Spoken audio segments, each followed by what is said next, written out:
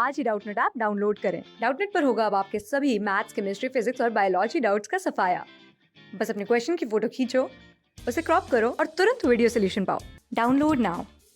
In this video we will study about the polynomial expression। ठीक है, तो इस वीडियो में हम लोग क्या पढ़ेंगे, polynomial expression के बारे में, which is a type of algebraic expression।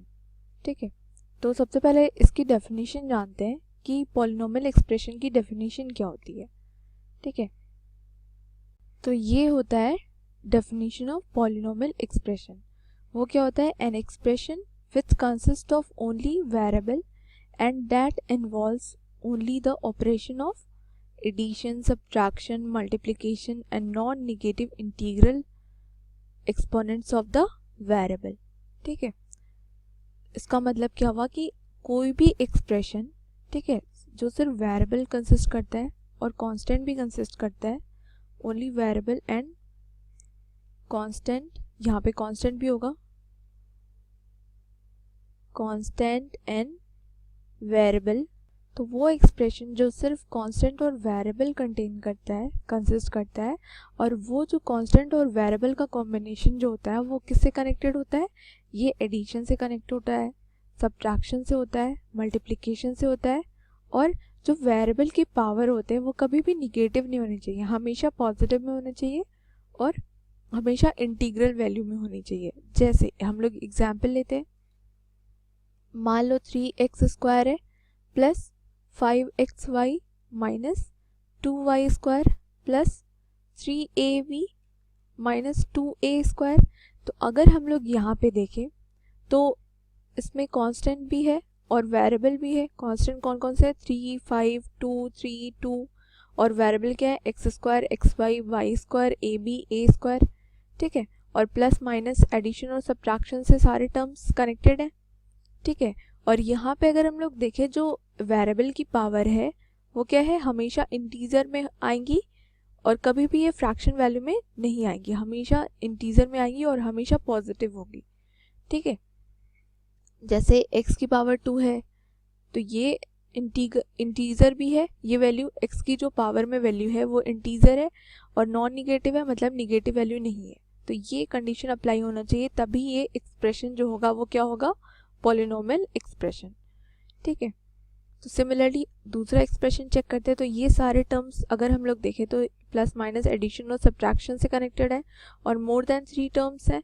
ठीक है, और यहाँ पे कांस्टेंट भी है, वेरिएबल भी है, और अगर हम लोग वेरिएबल की पावर देखें वो क्या है, नॉन निगेटिव है और इंटीजर की फॉर्म में है।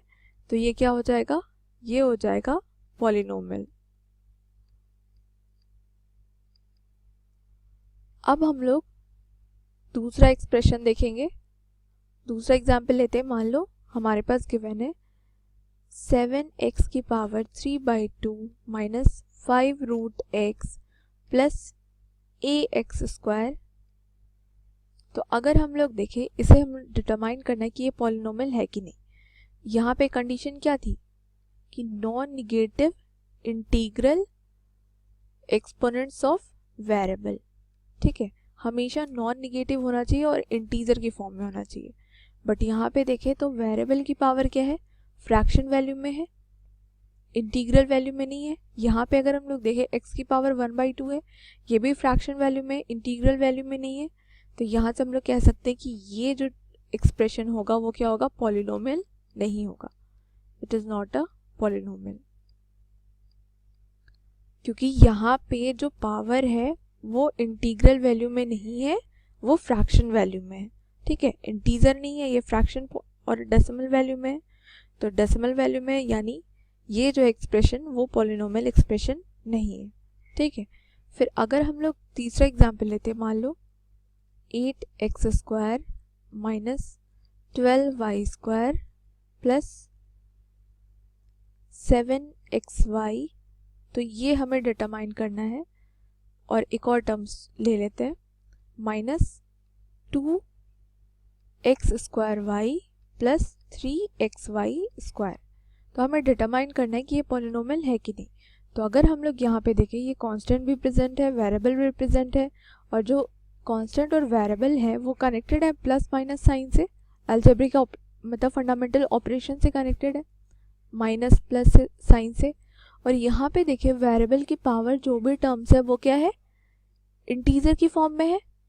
x की पावर 2 है, y की पावर 2 है, x की पावर 1, y की पावर 1 है, यहाँ पे x की पावर 2 है, y की पावर 1 है, यहाँ पे x की पावर 1 है और y की पावर 2 है। ठीक है, इंटीजर फॉर्म में है, तो यहाँ से हम लोग कह सकते हैं ये जो एक्सप्रेशन होगा वो क्या होगा, पॉलिनोमियल। ठीक है, तो हम लोगों ने कितने टाइप के एक्सप्रेशन पढ़े, मोनोमियल पढ़ा, बाइनोमियल, ट्राइनोमियल, पॉलिनोमियल। मोनोमियल क्या कितने टर्म्स कंसिस्ट करता है, ओनली वन टर्म।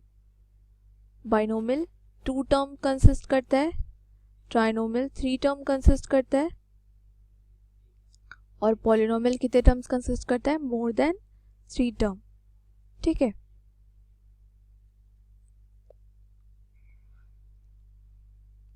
हमने एग्जाम्पल भी देखा था।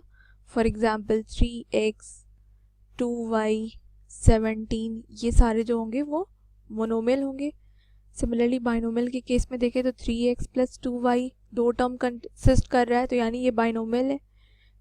ट्राइनोमियल के केस में देखें तो ये value 2x square plus 5xy plus 2y square, तो इसमें 3 टर्म प्रेजेंट है, तो ये कौन से टर्म होंगे, ट्राइनोमियल मान लो। और पॉलिनोमियल का एग्जाम्पल हम लोगों ने ऊपर देखा था। ठीक है, तो ऐसे हम लोग डिटरमाइन करते हैं कि कौन से मोनोमियल एक्सप्रेशन है, कौन से बाइनोमियल है, कौन से ट्राइनोमियल है और कौन से पॉलिनोमियल है। ठीक है, अब हम लोग नेक्स्ट वीडियो में कुछ एग्जाम्पल देखेंगे और उसमें डिटरमाइन करना होगा कि कौन से मोनोमियल एक्सप्रेशन है, कौन से बाइनोमियल है, कौन से ट्राइनोमियल है और कौन से पॉलिनोमियल है। और उसमें ये भी जो भी हमने पिछले वीडियो में पढ़ा था, जैसे कांस्टेंट डिटरमाइन करना, फैक्टर्स डिटरमाइन करना, कोफिशिएंट डिटरमाइन करना, उन सब के बारे में थोड़ा सा उस पैटर्न पे हम लोग एग्जाम्पल करेंगे। ठीक है, क्लास 6 से 12 से लेके नीट, IIT, JEE मेंस और एडवांस के लेवल तक 10 मिलियन से ज्यादा स्टूडेंट्स का भरोसा। आज ही डाउनलोड करें डाउटनेट ऐप या व्हाट्सएप कीजिए अपने डाउट्स 8400 400 400 पर।